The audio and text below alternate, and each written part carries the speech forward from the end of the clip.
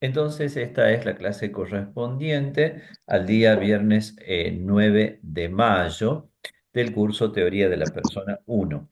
Vamos a comenzar compartiendo una pantalla que es la de nuestra aula virtual, en la cual nosotros tenemos aquí la presentación de la unidad tercera, en la que vemos cuáles son los temas que vamos a desarrollar, ¿no? Entonces, en primer lugar, el tema de la felicidad y la vida humana como una tarea, luego la libertad y luego vamos a tener dos encuentros centrados en el tema de la persona. Los temas de la felicidad y de la libertad son temas que se pueden abordar tanto desde la ética como desde la antropología filosófica. Bueno, nosotros vamos a tratar de poner un poquitito el acento en la visión antropológica, pero realmente son temas que tienen como importancia en ambas disciplinas, ¿no? Por eso es que también aquí en parte le vamos a utilizar este texto que se llama Ética, las preguntas de siempre en la vida de hoy. Creo que ya lo hemos usado en alguna vez anterior, o si no, lo empezaremos a usar ahora, que es un texto que yo escribí hace un cierto tiempo como una especie de manual de ética, ¿no? De ética filosófica. Así que bueno, ese material ya lo van a tener ustedes presente en el aula virtual, así como esta indicación del encuentro de hoy y la presentación de PowerPoint que vamos a ver ahora, así como el trabajo que tendremos que realizar para esta semana, podríamos decir así.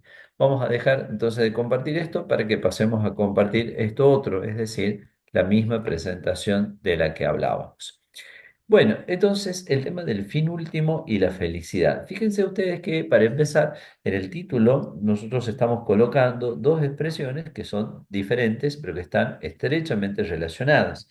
La diferencia entre ellas, sobre todo, radica en que la palabra felicidad es una palabra que pertenece a la experiencia habitual de los seres humanos, es una palabra que está como cargada de significado dentro de lo que nosotros llamaríamos la experiencia humana o la experiencia moral, si queremos. En cambio, la expresión fin último es una expresión más netamente filosófica. Nosotros vamos a explicar por qué es realmente importante tener en cuenta esta cuestión del fin último y de la felicidad en este momento. Bueno, es muy necesario expresar lo siguiente. Para Aristóteles, el fin último tiene una importancia esencial dentro del horizonte de la ética. ¿Por qué? Porque para Aristóteles la ética es una disciplina práctica y en las disciplinas prácticas los fines juegan el mismo papel que juegan los principios en las disciplinas teóricas. Para que entendamos esto, pongamos algún pequeño ejemplo. Pongamos por caso, por ejemplo, cuáles serían, no sé, los principales ejemplos, algún ejemplo de alguna disciplina teórica, puede ser, no sé, digamos, la historia, pongamos, ¿no? Entonces, la historia, una disciplina teórica, bueno, que tiene unos ciertos principios. Por ejemplo, los principios de la historia son atenernos a los documentos, comprobar la veracidad de los documentos, evitar los anacronismos, etcétera. Bueno, son todos principios. En base a esos principios es que nosotros vamos a poder sacar después las conclusiones. ¿O cuáles serían los principios de la lógica? Bueno, el principio de no contradicción, el principio de identidad y otros análogos. Bueno, ese papel que los principios juegan en las disciplinas teóricas, lo juegan los fines en las disciplinas prácticas. Entonces, en una disciplina práctica, ¿cuál sería? Por ejemplo, dice Aristóteles, el arte de la guerra, ¿no? Entonces, está bien, pensemos la guerra en la época que se hacía, en los tiempos de Aristóteles, ¿no es cierto? Que era una guerra muy distinta a la de ahora. Pero, ¿en qué sentido dice él que es una disciplina práctica? Y bueno, que todas las otras disciplinas que cooperan, digamos, a la tarea del militar, todas están orientadas a producir el último objetivo que tiene el militar, que es ganar la batalla. Entonces, cómo adiestrar a los soldados, cómo alimentar y entrenar a los caballos, cómo, no sé, establecer la estrategia de la marcha del ejército a través del territorio, y no sé, todo ese tipo de cosas van a depender del último fin que yo quiero alcanzar, que es precisamente ganar la batalla, ¿no? O por ejemplo, si yo quiero hacer un viaje, ¿no? Entonces yo tengo que ver cuál es el destino, cuál es el punto de llegada, o mejor aún que el destino, tengo que ver cuál es el objetivo que tengo en el viaje. Entonces mi objetivo en el viaje es ir a la ciudad de Buenos Aires, supongamos, a participar de una actividad laboral, ¿no es cierto? Entonces, bueno, según eso, voy a elegir la fecha del viaje, los medios con los cuales voy a viajar, el tiempo que le voy a dedicar a este viaje y por supuesto, si es ese el fin que tengo, bueno, me va a importar menos si no dispongo de tiempo para viajar. Podría quedarme una semana para pasear. Podría quedarme una semana más y dedicarme a pasear, pero realmente como no es ese mi objetivo en este momento, no lo considero, ¿no? Entonces, el papel que juegan los principios en las disciplinas teóricas, lo juegan los fines en las disciplinas prácticas. Pensemos un ejemplo más actual que me viene en este momento. Hoy en día, cuando se discute en la pedagogía sobre los chicos que tienen muchas dificultades para leer y comprender un texto, para poder alcanzar una comprensión lectora básica, etcétera.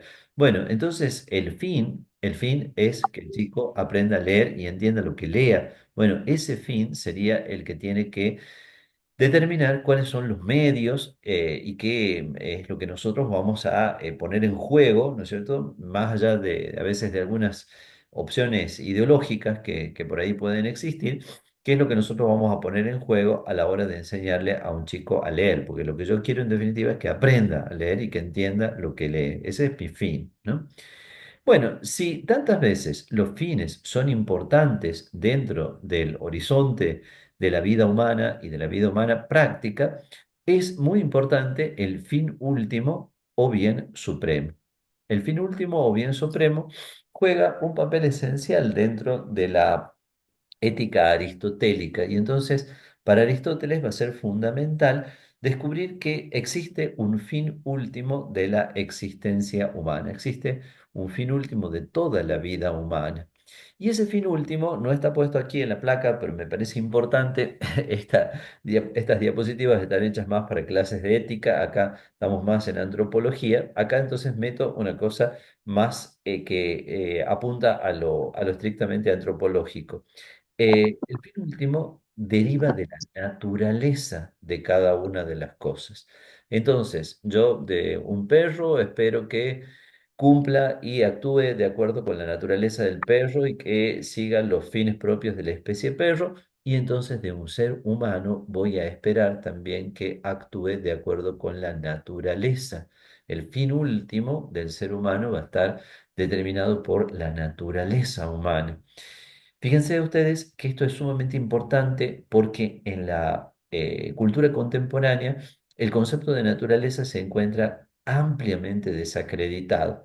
Hoy en día se considera al hombre definido básicamente por su libertad y la libertad sería, como dice algún filósofo, una autoposición, o sea que el sujeto se pone a sí mismo y en realidad todo lo que tiene el sujeto como parte de su naturaleza, como podríamos decir así, las condiciones en las que se desempeña su vida, supongamos que sea varón, que sea mujer, que sea pobre, que sea rico, que sea de una cultura, que sea de otra, que hable un idioma o hable otro, que tenga un temperamento o un carácter, etcétera.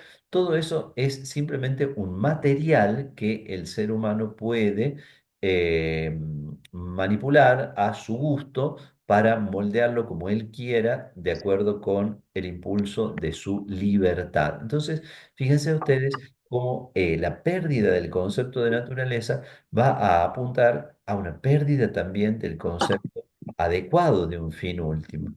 Aristóteles va a decir, existe un fin último para la naturaleza humana. Y vuelvo a citar a Aristóteles para que se vea claramente que estas ideas no son originales del cristianismo, sino que ya existían en el pensamiento previo filosófico. Aristóteles lo grafica con un ejemplo muy simple. Así como un capitán de barco, nosotros esperamos que se comporte de acuerdo a lo que se espera de un capitán de barco, o sea, si su naturaleza es capitán de barco, el fin que tiene que cumplir ese hombre está determinado, establecido por el conjunto de sus funciones, de las funciones definidas que el capitán tiene que cumplir. Bueno, así también dice del ser humano, se espera que se comporte y que tienda al fin que los seres humanos tienen. Es decir, que para Aristóteles ciertamente va a existir la libertad, va a existir la razón como una capacidad de orientar la totalidad de la vida, pero también existe un marco referencial que es el que establece el fin último y que en última instancia apoya en la naturaleza. ¿M? Insisto, entonces, el ser humano no está llamado a hacer cualquier cosa de su vida que se le ocurra de cualquier manera y en cualquier uso de su libertad, sino que existe un fin último.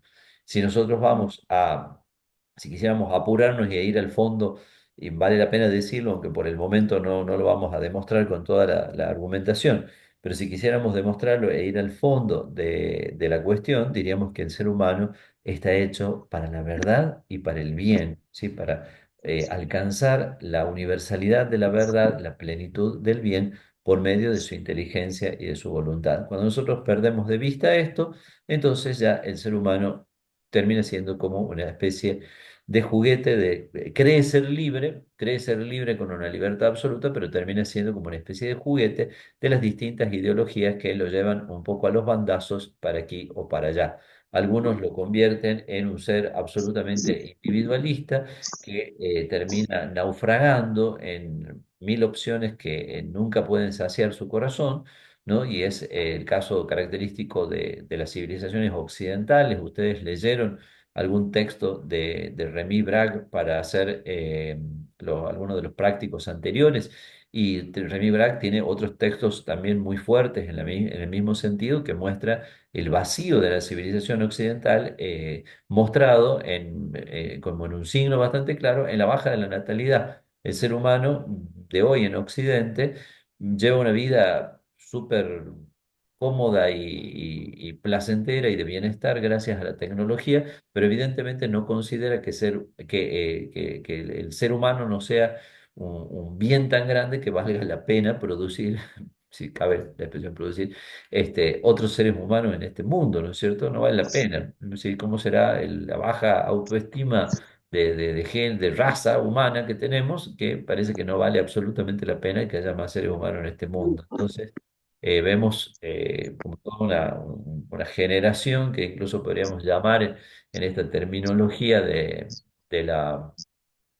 de la actualidad, les podríamos llamar los millennials y los que siguen también, los centennials. Los millennials son los que tienen más o menos 35 años hoy en día, o 30, 35 años. Los centennials serían unos 5 o 10 años más joven, para que ustedes se ubiquen, ¿no? Todas esas generaciones están muy lejos del horizonte de que comunicar la vida sea un objetivo, tal como lo era para las personas que ahora tienen 50 o 60 años cuando tenían esa edad. Entonces, una persona que hoy tiene 50 o 60 años cuando tenía esa edad pensaba en casarse y tener hijos normalmente. Una persona que hoy tiene 25, 30 o 25 años no tiene ningún interés en tener hijos. Entonces, vemos eso sumado a otros factores, cómo produce una crisis en la humanidad. Pero está hablando de eso, ¿no es cierto? Está hablando de un ser humano que está un poco como juguete de las ideologías o del individualismo que lo lleva a cerrarse en sí mismo y a buscar solo la satisfacción de sus placeres o, por el contrario, a sentirse como una pieza dentro de un gran engranaje, ya sea ese engranaje un engranaje cósmico, como algunas ideologías, no sé, tipo New Age o lo que ustedes quieran, o un engranaje social, como postulan por ahí las distintas ideologías totalitarias de corte socialista o comunista, pero en definitiva, donde el ser humano no tiene una naturaleza trascendente, radicalmente orientada hacia la verdad y el bien. Bueno, avancemos. Eh, Todos tenemos un fin último, pero no solo los seres humanos tenemos un fin último, sino que todos los seres que existen tienen un fin último. Nada más que hay una diferencia fundamental, porque todos los seres tienden a su fin último, los animales realizan los fines de su especie, las plantas también se reproducen y realizan los fines de su especie, pero el ser humano es el único que está llamado a alcanzar el fin último mediante el ejercicio de su libertad. Entonces, para el ser humano es aquel para el cual se plantea la pregunta sobre el fin último, cuál es ese fin último, cómo encontrarlo, cómo descubrir aquello para lo cual estamos hechos, y podríamos decir así, aquello a lo que tiende el impulso más fuerte de nuestro corazón.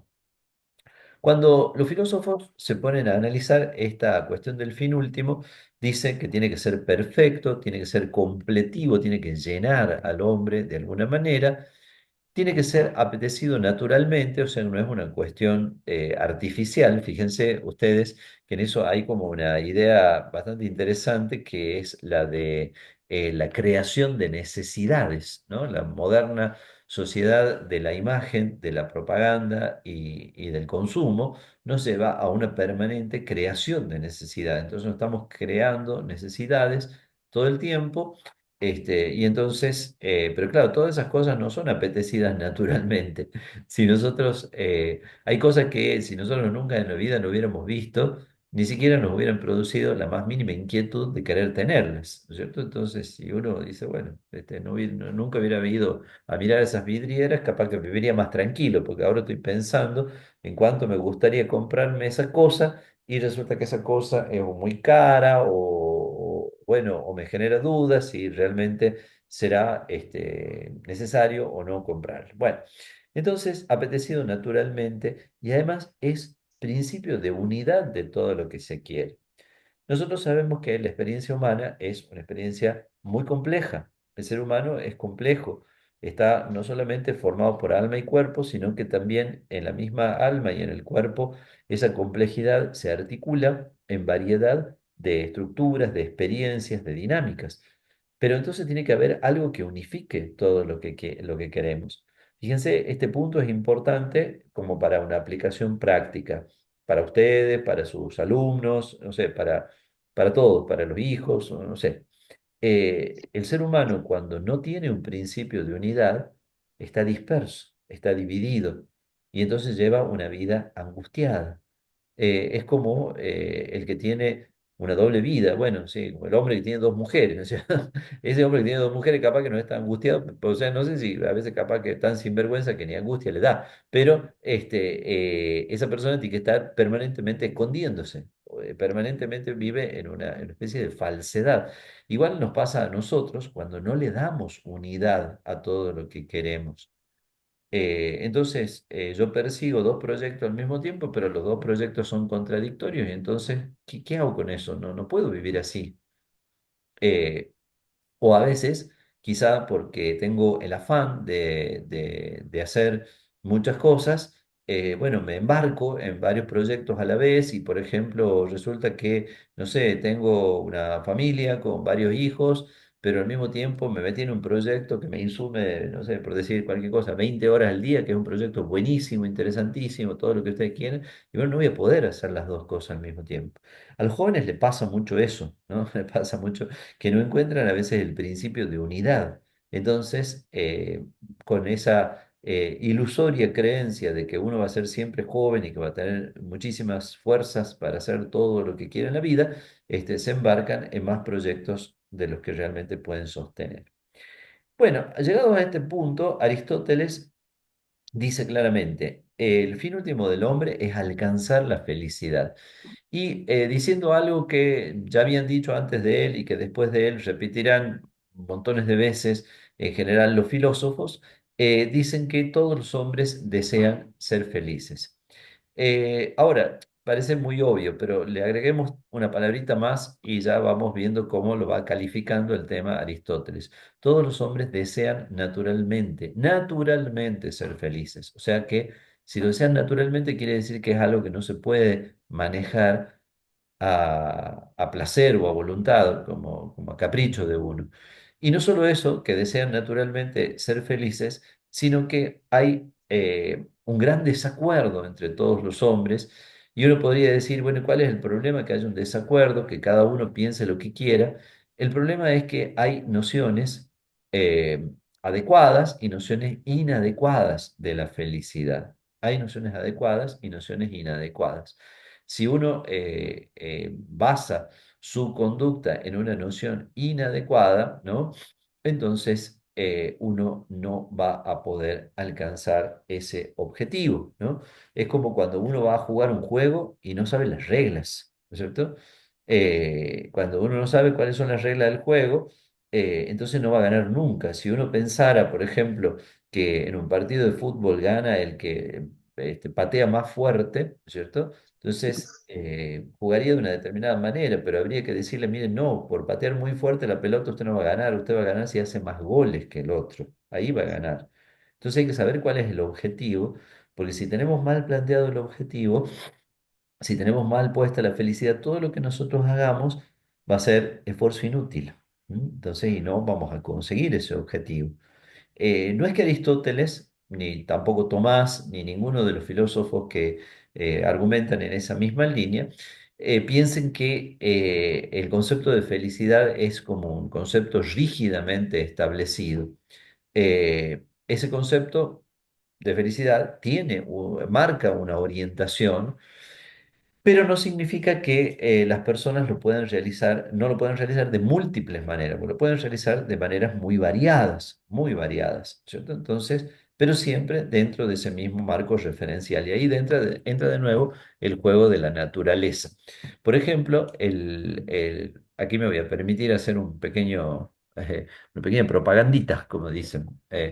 Por ejemplo, la filosofía clásica dijo claramente, y está bien y es así, que el ser humano es un ser social, ¿no es cierto? Entonces, la dimensión social de la existencia forma parte de la felicidad. Nosotros los seres humanos no podemos ser felices si no tenemos de alguna manera incorporada esa dimensión social. Hasta el ermitaño, monjecito que vive solito en medio de la montaña, está ahí rezando por el mundo. O sea que de alguna manera realiza también la dimensión social, ¿no? Y después todos realizamos de múltiples maneras esa dimensión social.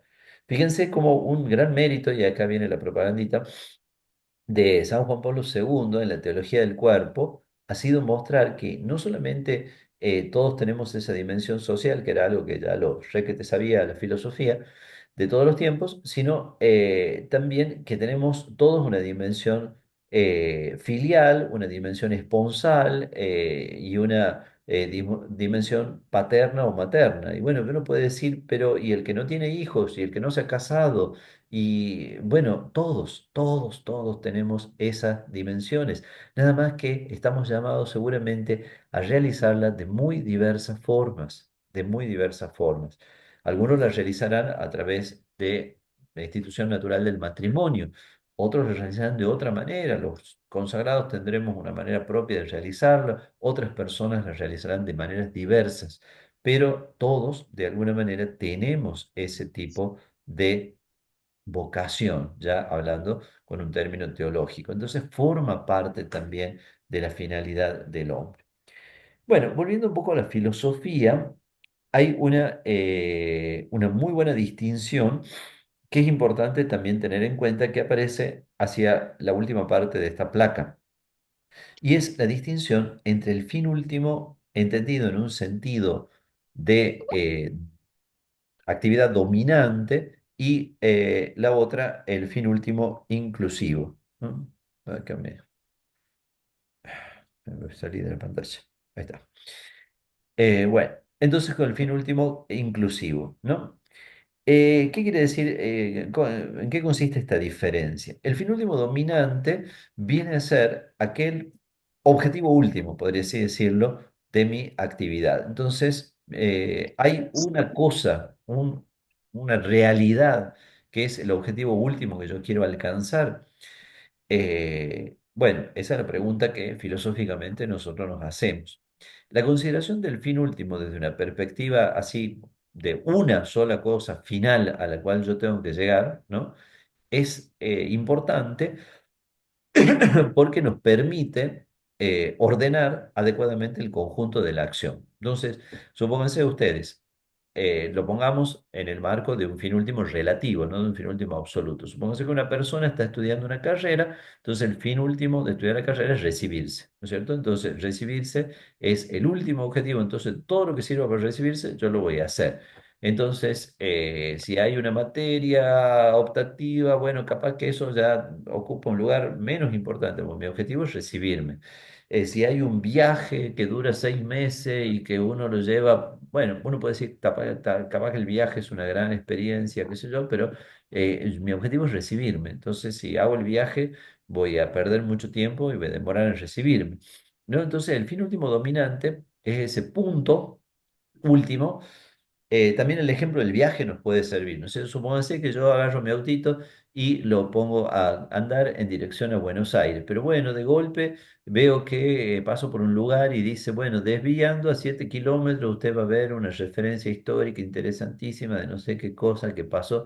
Entonces, bueno, si yo me empiezo a desviar de todas las referencias históricas o los lugares de interés que pueda haber en el camino, no llego nunca. Entonces, capaz que como mi objetivo es llegar, yo digo, bueno, está bien, muy interesante, pero no.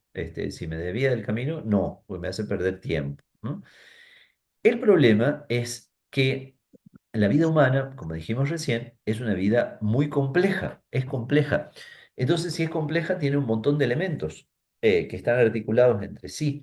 Por eso, otros proponen que a la idea de un fin último dominante, o sea, como ese punto final al que yo tengo que llegar, pero que es un punto nada más, la modifiquemos un poco y la armemos como un conjunto de cosas, ¿no?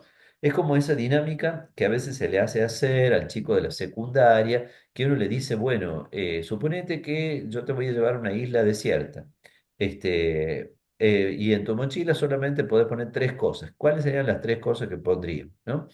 Y entonces los chicos dicen, bueno, primero el celular. Segundo, eso ya le hice nota yo, pues primero el celular, eso de ellos solitos sacan. Yo digo secundaria, pero mis alumnos como son de primeros años de la universidad, casi como secundaria. Bueno, entonces primero el celular. Segundo, yo les hago notar que todos los adolescentes y jóvenes que vienen siempre a la parroquia dicen, padre, no, no tiene un cargador que les sobre, o sea, porque ellos tienen el celular, pero nunca se acuerdan de cargarlo. Entonces, primero el celular, segundo el cargador, y ya te queda una sola cosa para meter en la mochila, ¿no es cierto? Entonces es un problema. Y después de eso se dan cuenta que en la isla desierta no hay señal y no hay donde enchufar el cargador. Entonces, como que uno tiene que borra todo y empieza de nuevo. Así, ¿cuáles serían las 3 cosas que pondrías en tu mochila? Eh, entonces, fin último inclusivo vendría a ser un poco como la mochila.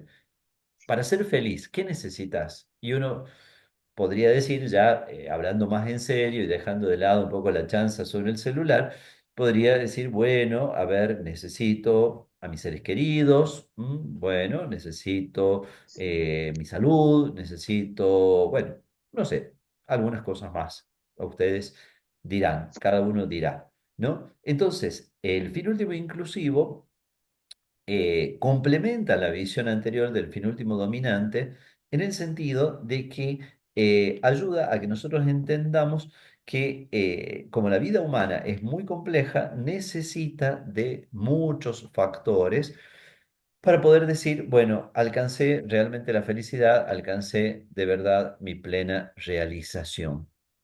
Pero lo importante es tener en cuenta que estas dos perspectivas son complementarias. Entonces, a veces nosotros vamos a tener que considerar el fin último como ese último punto final al cual tender, y posiblemente ustedes ya por conocimientos previos y también si van un poco adelantándose con la imaginación a todo este discurso que yo estoy haciendo, ustedes dirán, bueno, ese último punto final será Dios, o será el cielo, o será la vida eterna, sobre todo si ya nosotros introducimos abiertamente la perspectiva creyente. Pero también es importante complementarlo con el elemento inclusivo, que el elemento inclusivo dice, bueno, sí, está bien, pero yo para ser feliz necesito, sí, ciertamente la salud del cuerpo. Y bueno, la salud del cuerpo no será lo más importante del mundo, pero si estoy enfermo o gravemente enfermo, feliz no voy a poder ser. Después la plata, bueno, la plata, ya sabemos que, yo ya sé que la plata no hace la felicidad, pero bueno, si no tuviéramos un mínimo de recursos económicos, tampoco sería posible llevar una vida digna. Entonces también necesitamos eso. Bueno, después la compañía de los seres queridos y así empezamos ya a sumar un montón de cosas. es todo lo que necesitamos para ser una buena persona, para ser integralmente buenos, ¿no es cierto? Y ahí estamos como tocando algunos puntos que son nucleares, centrales, dentro de lo que es la ética de Aristóteles, ¿no? Entonces, el fin último puede ser dominante, el fin último también puede ser considerado desde el punto de vista inclusivo. Hay otra distinción que es esta que les traigo a continuación, la de la felicidad objetiva y subjetiva. Esto se refiere a lo siguiente, la felicidad objetiva sería aquel objeto que puede llenar plenamente las aspiraciones humanas. Ahí pongo el ejemplo del dinero, no porque el dinero sea un objeto que sea tal, sino como un ejemplo de algo que podría ser o que algunas personas consideran que es, ¿no es cierto? Pongo el dinero porque se nota claramente el carácter objetivo. El dinero es algo objetivo, o sea, tengo o no tengo, tengo mucho o tengo poco. ¿Sí? Eso es una objetividad, no es una cuestión de que yo cómo me sienta o si me siento mejor o peor. No, es algo objetivo. Eh, pero por otro lado está el aspecto subjetivo de la felicidad, que significa la acción por la que nosotros alcanzamos o no ese objeto. La acción por la que alcanzamos ese objeto, o dicho de una manera más clara, la manera que tenemos de relacionarnos con ese objeto. Fíjense, por ejemplo, nosotros podemos decir, Juan y Juana, los dos ponen en el dinero su felicidad. Los dos son igualmente materialistas. Los dos ponen el dinero su felicidad. Pero bueno, Juan pone su felicidad en atesorar el dinero, es un avaro. Y Juana pone su felicidad en gastar el dinero. Es una derrochona. Entonces, desde el punto de vista objetivo, los dos pusieron la felicidad en el mismo objeto, pero no desde el punto de vista subjetivo, no hubo esa coincidencia, porque los dos se relacionaron con el dinero de una manera distinta. Otro ejemplo que yo suelo poner, ya medio novelesco, ¿no? Supónganse ustedes que viene, no sé, volvamos a ponerlo a Juana y a Juan. Viene Juana y le dice a Juan, Juan, usted es una persona esencial para mi vida, ¿no? Yo sin usted no puedo ser feliz. Entonces ya Juan se siente ancho, así, contento, porque Juana prácticamente se le está declarando, pero Juana dice, yo sin usted, pero solamente como amigo. Entonces todas las ilusiones que se creó se derrumban inmediatamente. ¿Se dan cuenta? Entonces, le está diciendo que es importante, objetivamente hace parte de su felicidad, pero subjetivamente, ¿con qué tipo de relación? Y con una relación no como la que él esperaba, tal vez que ella sea su esposa, sino simplemente como amigos, nada más, ¿cierto? Entonces, fíjense qué importante esta distinción, porque me habla de esa articulación de la felicidad que tiene un carácter a la vez subjetivo y objetivo, a la vez inmanente y trascendente. Entonces, yo puedo decir, bueno, el dinero no hace a la felicidad, pero alguito aporta. Bueno, alguito aporta, te lo puedo conceder siempre y cuando vos me digas bien qué tipo de acción o qué tipo de relación vas a tener con el dinero. Si el dinero es solamente ese elemento que sirve para sustentar las necesidades de la vida física que, sin las cuales nosotros no podemos subsistir porque somos una unidad de alma y cuerpo, bueno, entonces está todo bien. Ahora, si el dinero se convierte en una especie de Dios, ya evidentemente no están bien las cosas, ¿no? No están bien las cosas. Entonces, esto en cuanto a lo que es la felicidad objetiva y subjetiva. Hasta aquí se va entendiendo. ¿Hay Sí, alguna duda que quede? Bueno, si está claro, avanzamos entonces y nos enfrentamos con la pregunta que Aristóteles no podía dejar de enfrentar después de haber dicho, todos queremos ser felices, pero no coincidimos, los seres humanos tenemos una gran variedad de opiniones sobre aquello en lo cual consiste la felicidad. Aristóteles no podía dejar de abordar esa cuestión y la abordó, pero nosotros aquí, o en esta placa, yo les coloqué más bien el análisis de Santo Tomás. De todas formas, en varios elementos esenciales es coincidente con el de Aristóteles. Si nosotros hacemos como una primera distinción entre los bienes creados y el bien increado que es Dios mismo, podemos analizar la multiplicidad de los bienes creados para ver si alguno de esos bienes puede darnos la felicidad. Entonces, están los bienes exteriores, que serían los de la columna de la izquierda, y los bienes interiores, que están en la columna de la derecha. ¿Mm?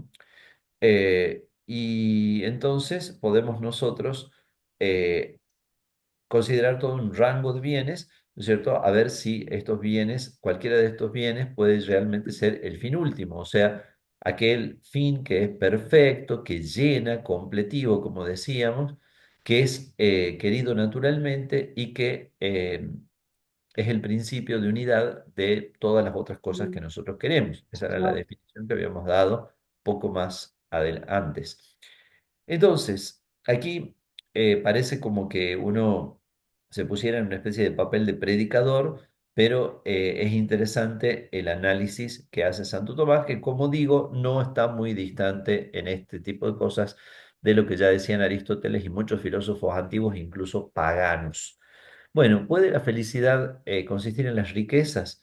El dinero tiene como esa característica de ser útil para comprar todo, pero en realidad está claro que el dinero no puede comprar ciertas cosas. No puede comprar la salud, no puede comprar la amistad, ¿no? Hay un cuento muy divertido de Chesterton, que es un literato inglés al que ustedes quizá hayan oído nombrar, que el cuento es un poquito enrevesado, en su mismo enrevesamiento está como lo divertido del cuento, pero yo simplificándose se los digo así. Hay una rica heredera, ¿no es cierto? Siempre está interesante que haya una rica heredera y además bella, por supuesto, bella y rica heredera, hija de un señor que tiene mucha plata, bueno, y entonces esta rica heredera tiene un problema que a menudo le sucede a las mujeres. Tiene dos pretendientes.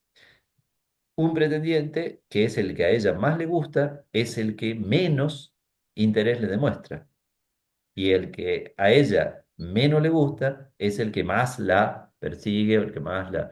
Entonces, por eso porque siempre las mujeres tienen ese tipo de problemas, ¿cierto? Pero bueno, debe ser parte de la naturaleza humana, capaz que los hombres también somos culpables.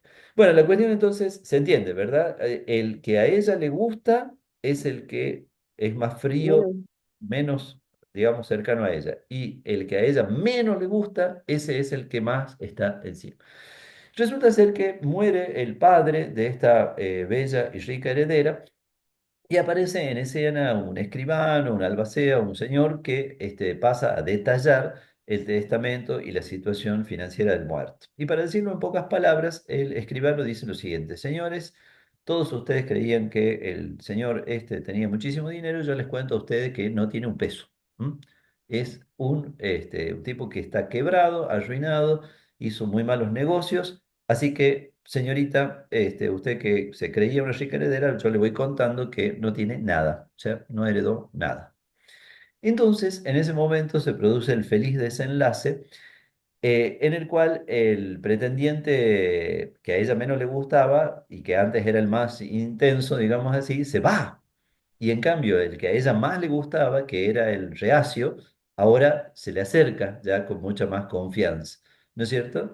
Y entonces queda como una especie de moraleja que el otro que la acosaba tanto era solo por la plata, y en cambio este otro era tan honesto, que no quería que pareciera que la buscaba por el dinero, entonces se mantenía a distancia, pero ahora al saber que no tiene nada, dice, ah, bueno, ahora sí, no hay problema, ahora ya no hay peligro de que ella crea que la busco por el dinero. Entonces, final feliz porque ella termina sin un peso, pero con el muchacho que ella quería. ¿Mm? Fíjense que todo esto que yo lo cuento así muy rápido, después habría que leer el cuento que es mucho más divertido que esta breve síntesis que yo les hago, nos muestra como un elemento curioso, ¿no? Del tema dinero. El tema dinero siempre es como que te obnubila, te oscurece quiénes son tus verdaderos amigos, quiénes son los que de verdad te quieren, ¿no? Y si me permiten ustedes poner un ejemplo de actualidad que no lo seguí porque todos estos días había demasiadas noticias importantes como para andar siguiendo otras que a mi modo de ver son de menor importancia, quizá eso fue lo que le pasó a nuestro querido Maradona, ¿no es cierto? que teniendo tanto dinero, al final no se sabía si toda la gente que estaba a la vuelta de él era por afecto o meramente por dinero, no sé. Entonces, bueno, tal vez eso fue una cosa que haya producido este triste desenlace de su vida. Bueno, respecto de la fama o de la gloria, realmente Aristóteles difícilmente podría haber imaginado que 3 o 24 siglos después de él, la gente anduviera tan ansiosa de fama, de ver cuánto lo siguen en las redes sociales y todas esas cosas a las que tanta importancia le damos ahora. Pero también te diría Aristóteles, todo eso es como una especie de humo que se disipa y que no tiene mucha consistencia, no puede estar allí la felicidad. El mismo poder, el poder tiene una característica que también la tienen las riquezas, que hace que no puede ser el objeto beatificante, como se dice, o sea, el objeto que produce la felicidad, porque se puede usar bien o mal. Eso también, otra cosa que pasa con las riquezas, se pueden usar bien o mal. Bueno, nadie negará que la salud es importante, pero la salud sola del cuerpo no da la felicidad. Las virtudes y la sabiduría también son muy importantes, pero el hombre tiende a algo que va más allá de eso, ¿no? Y nos detengamos un poquito en el tema del placer, porque el tema del placer en la situación cultural actual es antropológicamente muy importante.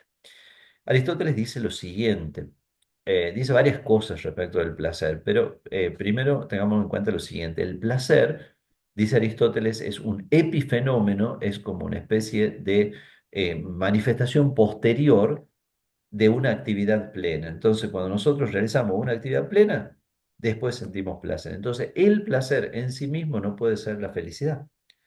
El placer es una consecuencia de la posesión de un objeto que es el que me da la felicidad, ¿no? Además de eso, Aristóteles también dice claramente que en la vida humana hay placeres que son ordenados razonablemente y otros placeres que no siguen el orden de la razón. Entonces, si el placer no sigue el orden de la razón, evidentemente en el placer no puede consistir la felicidad. Tenemos otros dos argumentos en este sentido. Hay un filósofo norteamericano que se llama Robert Nozick que propone lo que él dice, lo que él llama un experimento mental. El experimento mental de Nozick dice lo siguiente: supónganse que la neurociencia evoluciona tanto, y hasta ahora va evolucionando, así que capaz que alguna vez pueda llegar a ser esto que decía Nozick, que evoluciona tanto la neurociencia que determina cuáles son los centros nerviosos que controlan todos los placeres que nosotros experimentamos. Entonces, tomamos a una persona, la acostamos en una camilla, la dormimos, dice Nozick, la dormimos, está dormida, no está consciente, y le aplicamos electrodos en las distintas partes del cerebro para estimular los centros que le van a hacer sentir placer, todos los placeres, comida, bebida, sexualidad, todos los placeres imaginables. Dice Nozick, nosotros podríamos llamar a ese ser humano una persona feliz. Seguramente no, un tipo que está dormido, inconsciente, conectado a un montón de aparatejos, nosotros no llamaríamos una persona feliz. Y sin embargo siente todos los placeres, siente todos los placeres. Entonces, ahí, dice Nozick, probamos que placer no es igual a felicidad, que la felicidad tiene que ser otra cosa, que tiene que ser algún tipo de experiencia o de actividad plena que solo posteriormente, por eso decía, un epifenómeno, concomitantemente o posteriormente, produce el placer. Entonces, el placer en sí no puede ser tampoco la esencia de la felicidad. Tomás llega a la conclusión de que solo el bien increado, el bien absoluto y universal, es el que puede llegar a saciar plenamente el deseo o el impulso más profundo e interior del hombre. Por eso, Tomás va a decir lo siguiente: la felicidad puede ser perfecta o imperfecta. Nosotros tendríamos que pensar lo siguiente. Según Aristóteles, la felicidad es el acto más perfecto de la potencia más perfecta eh, sobre el objeto más perfecto. El acto más perfecto de la potencia más perfecta sobre el objeto más perfecto. El acto más perfecto para Aristóteles es contemplar, contemplar con la inteligencia. Entonces, el acto más perfecto de la potencia más perfecta, que es la inteligencia, la potencia racional. Sobre el objeto más perfecto. ¿Y cuál sería el objeto más perfecto? Bueno, sería el ser ilimitado, la verdad absoluta, ¿no es cierto? Entonces, el acto más perfecto de la potencia más perfecta sobre el objeto más perfecto. Pero Aristóteles sabe que ese fin es muy difícil, por no decir imposible, de alcanzar en esta vida. Solo muy pocas personas podrían llegar a alcanzarlo y solo por un intervalo muy breve de tiempo. Y además de eso, para poder alcanzar ese tipo de contemplación, Aristóteles es consciente de que sería necesario también tener un eh, ejercicio previo de las virtudes, porque sin una vida virtuosa no sería realmente posible alcanzar ese alto grado de contemplación, ni siquiera desde una perspectiva natural y como la que puede llegar a tener un pagano como Aristóteles, ¿no es cierto? Mucho menos si nosotros lo hacemos, lo pensamos desde una perspectiva cristiana. Entonces, esa felicidad es como inalcanzable. Entonces, de hecho, también lo que Aristóteles dice, bueno, sé feliz, sé virtuoso y serás feliz, también eso le va a reprochar Kant muchos siglos después, también es una especie no digamos de falacia, pero sí es un razonamiento incompleto, o sea, que algo más le falta, ¿no es cierto? Ser virtuoso y será feliz, sí, pero también te faltan otras cosas. Entonces Aristóteles va a decir, bueno, para que la felicidad pueda ser perfecta hay que añadirle toda una serie de otras cosas. Hay que añadir la compañía de los amigos, un poco de dinero, porque si no, no tenemos cómo subsistir, un toque de buena fortuna, porque hasta puede haber lo que el pagano Aristóteles decía la mala suerte, y eso uno lo ve, lo ve incluso en experiencias humanas, ¿cierto? Decir, bueno, esta persona es buena, pero le salieron mal las cosas, no sabemos por qué, le vino una enfermedad, o fallaron sus negocios, o sufrió una injusticia, y bueno, y no puede ser feliz o tener todo lo que quisiera. Bueno. Entonces, la felicidad queda siempre como algo imperfecto en esta vida. Y Tomás de Aquino, que ya tiene la ventaja de la perspectiva cristiana, Tomás de Aquino puede decir lo siguiente, la felicidad imperfecta tal cual como se la puede alcanzar en esta vida, dice, bueno, esa felicidad imperfecta incluye toda una serie de elementos, entre los cuales estaría, bueno, no sé, todo esto que hemos dicho, las virtudes, todas estas cosas que antes decía Aristóteles. Pero bueno, la felicidad imperfecta, sí, está muy bien, pero la felicidad imperfecta tal como se puede alcanzar en esta vida, bueno, es como casi un concepto contradictorio si nosotros antes habíamos dicho que una de las características de la felicidad es precisamente la perfección, ¿no? Bueno, Tomás de Aquino va a decir la felicidad imperfecta tal como se puede alcanzar en esta vida. La felicidad en sentido pleno solo y perfecto solo puede darse en la vida eterna y por la gracia. Entonces, es como que al final Santo Tomás pega el salto teológico porque con eso encuentra como la única manera de resolver de verdad el problema de la felicidad. Tomás también tiene otra doctrina que es un poquito difícil de entender, menos cuando tenemos tan poquito tiempo, que es la siguiente. Él se pregunta si la felicidad radica en un acto de la inteligencia o de la voluntad. Porque muchos podrían decir, bueno, la felicidad está en amar, y está muy bien dicho, pero Tomás dice que nosotros encontramos la felicidad en contemplar el objeto que nos produce amor, ¿no es cierto? Entonces, cuando vemos a Dios cara a cara, no podemos verlo si no lo amamos antes y no podemos verlo y no amarlo. Entonces, podríamos decir, está el amor el ver y el amor de nuevo, ¿cierto? Entonces, esa es como la presentación completa de lo que sería la felicidad en la vida eterna de Santo Tomás de Aquino. Pero bueno, no podemos entrar en detalle en eso, pero sí es importante ese papel de la contemplación que Santo Tomás considera, ¿no? Bueno, entonces, yendo a algunas conclusiones, dejando ya la última plaquita que metería en otros temas que ya no podemos abordar ahora y que tampoco son tan importantes, yendo a la conclusión, digamos lo siguiente, la búsqueda de la felicidad, que es esencial para el ser humano, porque es algo que el ser humano quiere naturalmente, no puede ser entendida en un sentido hedonista o utilitarista. Recordemos también otra distinción de Aristóteles. Para Aristóteles hay tres tipos de bien: el bien honesto, el bien útil y el bien deleitable. Eh, en sentido hedonista sería el bien deleitable, la felicidad igual a placeres. En sentido utilitario sería el bien útil, la felicidad igual a riquezas.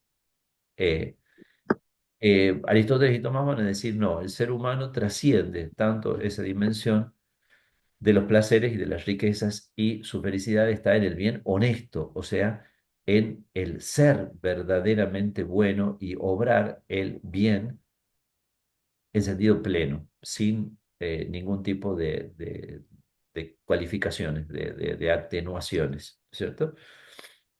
Por eso decimos, la felicidad debe contemplar la realización plena de la atención humana hacia el sumo bien. Entonces, la búsqueda de la felicidad tiene que contemplar eso.